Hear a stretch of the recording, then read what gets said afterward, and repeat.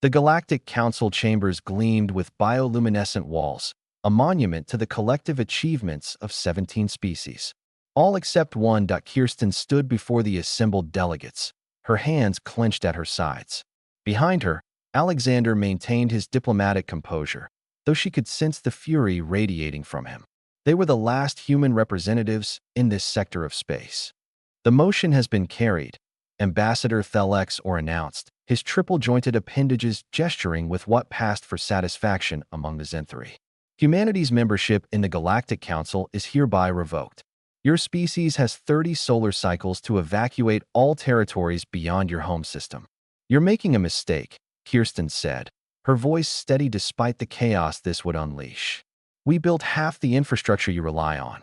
The quantum network, the medical stations, which we can maintain ourselves, interrupted Counselor Vrax, her crystalline form refracting light in dismissive patterns. Humans have become unnecessary. Your aggressive expansion, your unpredictable nature, your constant questions and modifications. You destabilize the order we've maintained for millennia. Alexander stepped forward. We destabilize your stagnation, you mean? When was the last time any of you invented something? Created something new? We have achieved perfection, Thelex replied coldly. We require no further innovation. Your species' obsession with change is a disease we can no longer tolerate. The vote had been unanimous. 17 species, united for once, in their desire to exile humanity. The evacuation took 28 cycles. Kirsten coordinated the withdrawal from the orbital platform above New Horizon, watching ships laden with colonists and equipment stream toward the Sol system like a reverse diaspora. Alexander worked on the surface, overseeing the dismantling of the research facilities they'd built over 3 generations. They don't understand what they're losing, he told her during their final transmission. The Zenthari delegation asked me to leave instruction manuals for the atmospheric processors. Did you? Yes. Every single step. Let's see how long they follow them. Kirsten smiled grimly. She knew what he meant. The manuals were complete, accurate, and utterly useless without the human instinct to adapt and improvise. 6 months after the exile, the first reports reached Earth. The quantum communication network had degraded by 40%. The Vraxi, brilliant engineers who had helped design it, couldn't diagnose the problem.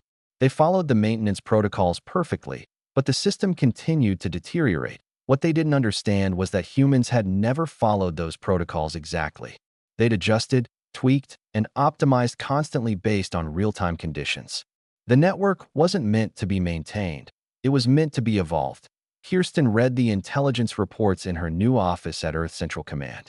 Alexander sat across from her, feet propped on a chair, reading from his datapad. The medical stations are failing too, he said. 3 outbreak containments have failed in Zenthari space.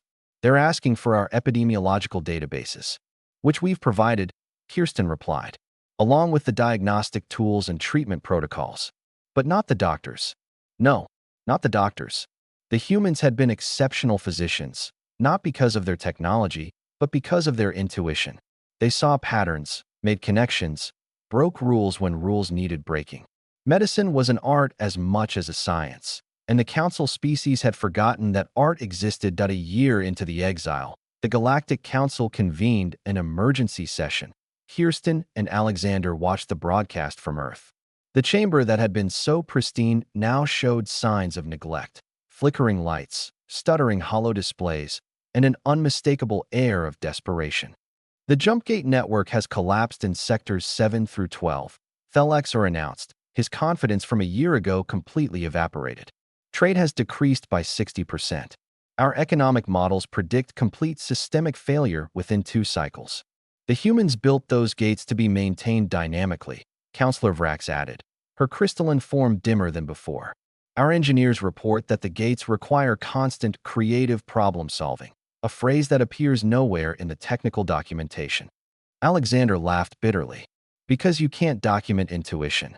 The Council had discovered the truth too late. Humans hadn't just built infrastructure. They'd been the living glue holding it together. Every system, every network, every station had been designed by minds that thrived on chaos and adaptation.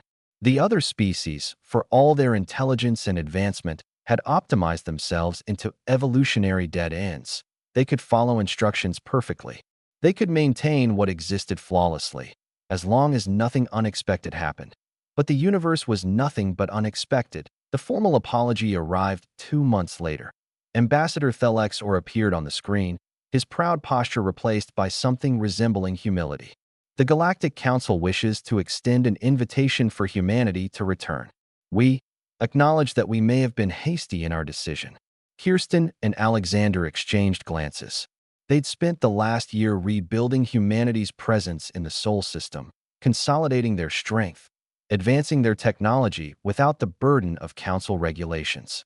We appreciate the invitation, Kirsten said carefully, but we're currently exploring independent expansion into the outer reach. Perhaps in a few years, you don't understand. Thelexor interrupted, desperation creeping into his voice.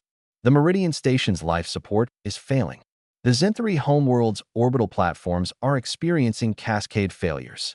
The medical crisis in the Vraxi colonies. We need human engineers, human doctors, human problem solvers.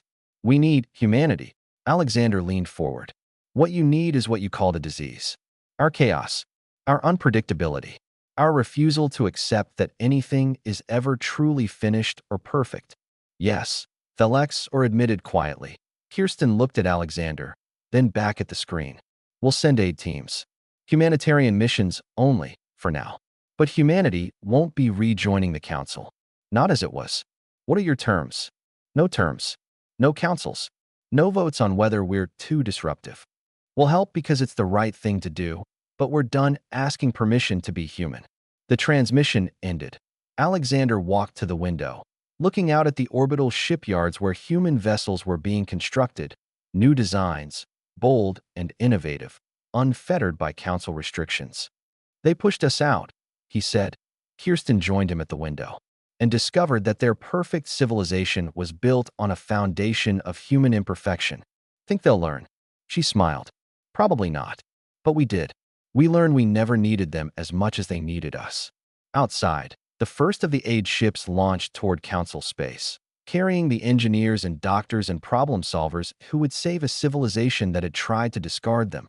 Humanity, in the end, had done more than survive their exile. They'd proven themselves indispensable. And this time, everyone knew it.